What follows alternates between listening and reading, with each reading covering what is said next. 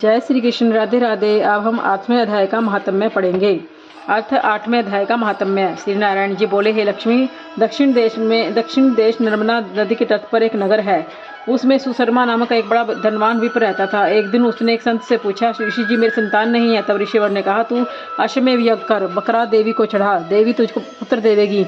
तब उस ब्राह्मण ने यज्ञ करने को एक बकरा मोल लिया, उसको स्नान कराकर मेवा खिलाया। तब उसने उसको मारने लगा तो वह बकरा कहा शब्द करके हंसने लगा। तब ब्राह्मण ने पूछा, हे बकरे, तू क्यों हंसता है? तब बकरे ने कहा, पिछले जन्म में मेरे भी संतान नहीं थी। एक ब्राह्मण ने मुझे भी अश्वमेध यज्ञ करने को कही थी। सारी नगरी में बकरा ढूंढ रहा था।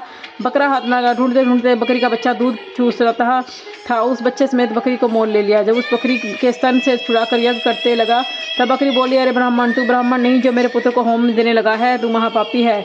यह कभी सुना है कि प्राय पुत्र को मारने से किसी ने पुत्र पाया है? तू अपनी संतान के लिए मेरे पुत्र को मारता है, तू निर्दयी है, तेरे पुत्र नहीं होगा। वह बकरी बहुत कहती रही, पर मैंने होम किया। बकरी ने श्राप दिया कि तेरा गला भी इसी भांति कटेगा। इतना कहकर बकरी तड़प कर मर गई। कई दिन बीते, मेरा भी काल हुआ। यमदूत मारते मारते धर्मराज के पास ले गए। तब धर्मराज ने कहा, इसको नरक में देवो, यह बड़ा पापी है। फिर नरक भोग करने के बाद वानर की योनि दी। एक बाजीगर ने मोल लिया, वह मेरे गले में रज्जू डालकर द्वार द्वार सारा दिन मांगता फिरे, खाने को थोड़ा दिया करे। जब वानर की देह छूटी तो कुत्ते का जन्म पाया। एक दिन मैंने किसी की रोटी चुरा कर खाई, उसने ऐसी लाठी मारी कि पीठ टूट गई। उस दुख से मेरी मृत्यु हो गई। फिर घोड़े की देह पाई, उस घोड़े को एक भटियारे ने मोल लिया, वह सारा दिन चलाया करे, खाने पीने की खबर न लेवे, सांझ समय एक छोटी सी रस्सी के साथ बांध देवे, ऐसा बांधे कि मैं मक्खी भी न उड़ा सकूं। एक दिन दो बालक एक साथ मेरे ऊपर चलाने लगे। वहीं कीचड़ में अंतंत थी, मैं फंस गया और ऊपर से चढ़कर मारने लगे तो मेरे प्राण मरण हुआ। इसी पर अनेक जन्म भोगे। अब मैं बकरे का जन्म पाया। मैंने जाना था कि इसने मोल लिया है, अब मैं सुख पाऊंगा। तू छुरी लेकर मारने लगा है। तब ब्राह्मण ने कहा, हे बकरे, तुझे भी जान प्यारी है, मैं अपने नेत्रों से देखी हुई कहता हूँ, सुन। कुरुक्षेत्र में चंद्र सुशर्मा नामक राजा स्नान करने आया।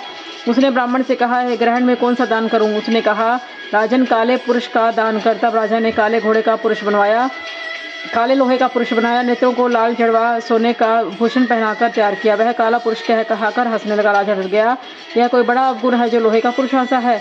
तब राजा ने बहुत दान किया तो फिर हंसा। ब्राह्मण ने कहा, ब्राह्मण, तू मुझे लेगा? तब ब्राह्मण ने कहा, मेरे तेरे सिरखे कहीं पचाए हैं। तब काले पुरुष ने कहा, तू मुझको यह कारण बता जिस कारण तूने अनेक दान पचाए हैं। तब विप्र ने कहा, जो गुण मेरे में है सो मैं ही जानता हूँ।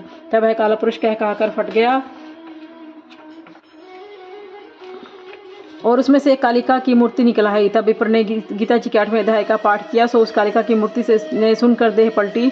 जल को अंजलि भरकर उस विप्र ने उस मूर्ति पर छिड़का। जल के छिड़कने से तत्काल उसकी देह पलटी और देही पाई। तब विमान पर बैठकर बैकुंठ को गई। तब उस राजा बकरे ने कहा, तुम्हारे में भी कोई ऐसा गुण है जिसके द्वारा मैं भी इस अधम से देह से मुक्ति पाऊँ? तब उस विप्र ने कहा, मैं वेद पाठी हूँ। उस नगर में एक साधु भी गीता पाठी था, जिससे 8वें अध्याय का पाठ सुनकर अजा की देह पलटी, दिव्य देह पाकर बैकुंठ को गई और कहती गई, है ब्राह्मण, तू भी गीता का पाठ कर, तुम्हारा भी उद्धार होगा। तब ब्राह्मण ने गीता जी का पाठ करने लगा। बोलो श्री कृष्ण भगवान की।